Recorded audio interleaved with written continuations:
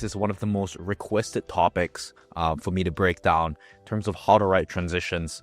And yes, background color has changed. And yes, my shirt has changed because it's a new day and recording this new module. I can't record 7 hours worth of modules. How long this video will be in one day. So we're breaking it up. Okay, let's talk about open loops. So ever notice how Netflix keeps you binge watching episode after episode? That's by design, and they use a psychological trick called open loops. And once I learned using open loops in my YouTube scripts, my AVD jumped by 5%. And 5% doesn't seem like much. It actually is quite a bit, right? So I'm going to go through everything that you need to learn about open loops and writing transitions. I'm going to go over what they are, why you need them, the common mistakes I see most scriptwriters make when writing open loops, how to fix those mistakes and write better open loops, and the best way to learn open loops. So I'm going to go over these 4 things. So what are open loops and why do you need them? So have you ever watched a Netflix show that ended an episode with a cliffhanger, right? You had to know what happened next, so you clicked next episode. That's an open loop in action, right? An open loop is a storytelling technique that creates curiosity by leaving a question or situation unresolved. So when you create a gap like that, that leads to a dopamine spike in the viewer because they need to find out more, they need to find out more, they need to find out more. It's kind of like if your friend told you, hey, did you know what happened to Becky?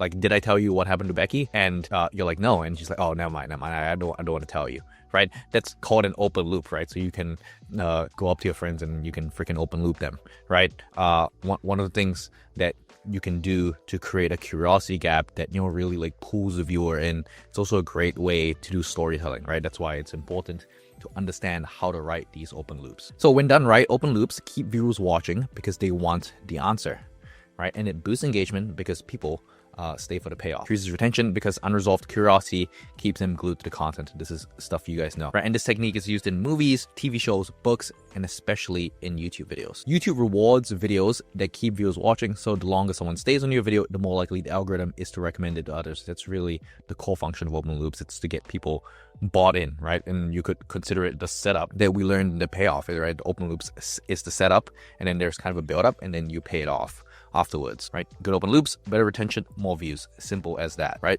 And because open loops create anticipation, viewers don't click away, right? They give viewers a reason to stay until the end. And they make your video feel structured and engaging, which improves the overall perceived quality, right? Because really, when you follow, like a script structure, open loop and payoff, open loop, payoff, open loop, payoff, I think that makes your video a lot more easily digestible. And without open loops, your audience has no reason to stay watching. But really, when I first started writing scripts, I made tons of mistakes when I was writing open loops. So I'm going to go over a couple of these mistakes. And I see literally a bunch of new script writers, a bunch of business owners, a bunch of YouTube creators doing the exact same mistake with these open loops. So yeah, I'm going to go over every single mistake so that you can avoid them or you can fix them. Mistake number 1 is being too vague. When your open loop is unclear, your audience won't know what they're waiting for. So this creates confusion, not curiosity, right? Your open loop needs to be written super clearly. So an example of a bad open loop is, hey, you won't believe what happens next. This is massively overused, right? Viewers have seen this generic open loop 1,000 times. It's too generic, and it doesn't give the viewer a reason to care. So what's the point of saying you won't believe what happens next? Right? It's kind of a lame way. It's a lazy way of writing an open loop. So you really want to be specific enough to hint at what's coming, but don't reveal too much information. Really, that's the key of an open loop. So if you can say, hey, this one mistake cost me $10,000 and here's how you can avoid it, right? So the viewer wants to learn what this specific mistake is, and it creates curiosity because they want to avoid making the same mistake. Mistake number 2 is resolving the open loop too soon.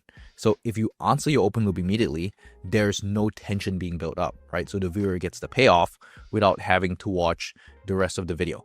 So when you create an open loop, right, that you create this anticipation for the payoff, right? And if you pay that off way too early, so the gap between your open loop and the payoff is very short, then it's like, okay, they already got their dopamine hit and then they're just going to leave, right? So you don't want to resolve the open loop too soon. It kind of just has to be just nice. So an example of a bad open loop is, hey, in this video, I'll tell you how I doubled my income by raising my prices, right? So it's like, this is literally like one sentence, but usually people do it gaps in between a couple of sentences, which isn't good enough, right? So resolution comes way too quickly. There's no reason to keep watching. So how to fix it, right? You want to delay the payoff and stretch it out across the video, right? So maybe instead of paying it off within the first minute of opening the loop, you want to do it 3 to 4 minutes later before you create another open loop. So an example of a good open loop, right? This is more like setting expectations, but in this video, I'll show you how I doubled my income in 30 days, but the way I did it might surprise you. More on that in a minute, right? So it's like, okay, why would it surprise you, right? So you delay the answer, you build anticipation with this open loop. And mistake 3 is to forgetting to close the open loop, right? So an unresolved open loop feels like a broken promise, right? Viewers feels frustrated and they'll be less likely to trust your future content. So it's creating a curiosity gap and you don't resolve this curiosity gap. So you don't even have a payoff basically. Or if your open loop is not related to the payoff. So it's like, oh, you have a setup and then the setup isn't paid off by the payoff, right? So that's one of the mistakes that we talked about when writing payoffs. You definitely want to pay off the open loop or the setup that you created initially. So example of a bad open loop, right? Starting a video with, I'll show you how to make $1,000 this week, but never explaining how to do it at the end, right? So like the whole video, if you talk about something else that's totally not related, no good, right? So you want to always deliver on the promise. So plan your script to ensure every open loop gets resolved. And, this also comes back to creating the best content possible, right? That's from doing your research. That's really from understanding your audience. It's how can you deliver the best content possible? So example of a good open loop closure, right? Remember when I mentioned that one strategy to make $1,000 this week, start with, and then the whole video, you go over it. So those are like the 3 common mistakes really.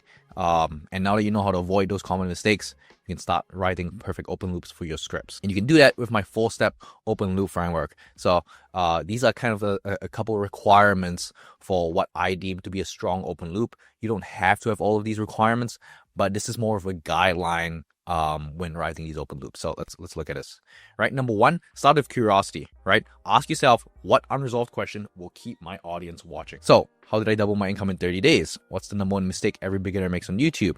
Why did my most expensive video completely tank, right? If you can create open loops around these questions that lead to your next point, that acts as a setup, I think that is super powerful, right? So the question should directly appeal to your audience's interests and pain points. So interest is what your audience likes, and pain points are problems that your audience wants to solve. So your open loops need to appeal to either of them